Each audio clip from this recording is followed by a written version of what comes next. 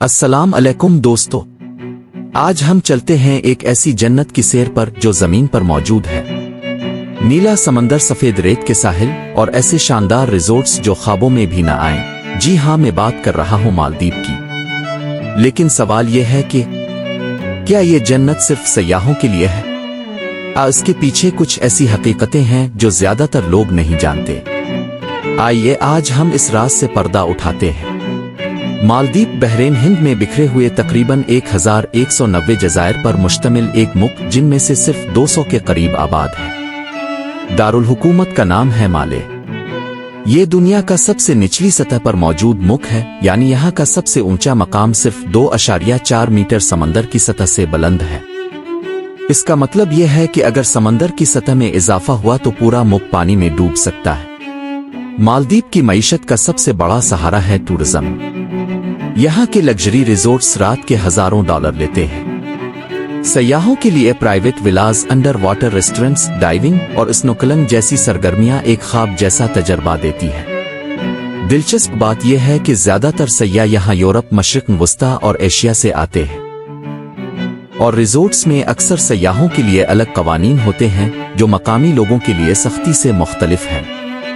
सियाहत से मुल्क को अरबों डॉलर की आमदनी होती है, लेकिन ज्यादातर बड़ी रिजोर्ट्स के मालिकान गैर मुल्की होते हैं।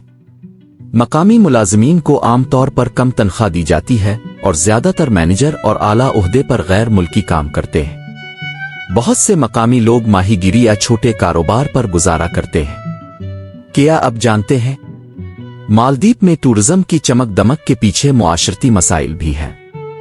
दारुल हुकूमत माले दुनिया के सबसे ज्यादा गुंजान आबाद शहरों में से एक है। मुनशियात और बेरोजगारी नौजवान नस्ल के बड़े मसाइल हैं। यहाँ मजहब के मामले में सख्त कवानीन हैं और गैर मुल्की सयाहों को ये पाबंदियां आमतौर पर महसूस नहीं होती, क्योंककि वो रिजोर्ट्स में महदूद रहते हैं। मालदीव सदियों तक अरब ताजिरों, पुर्तगालियों, डच और बरतानवी राज के जेरे असर रहा। 1965 में इसे आज़ादी मिली और तब से ये एक इस्लामी जमहूरिया है।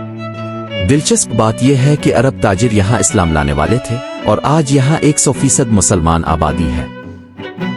मालदीव के साहिल और समंदर दुनिया में सबसे खूबसूरत माने जाते हैं, लेकिन ये मुल्क क्लाइमेट चेंज से सबसे ज्यादा खतरे में है। अगर ग्लोबल वार्मिंग की रफ्तार कम ना हुई तो अगली सदी में ये जज़ायर शायद नक्शे से मिट जाएं। तो दोस्तों, मालदीव बिलाशुबा एक जन्नत है, लेकिन ये जन्नत सबके लिए नहीं।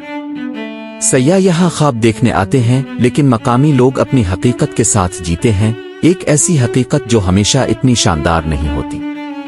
अगर आप कभी मालदीव आएं तो सिर्फ साहिलों का मजा ना लें, बल्कि यहाँ की असल जिंदगी और लोगों की कहानियों को भी जानने की कोशिश करें। अल्लाह हाफिज।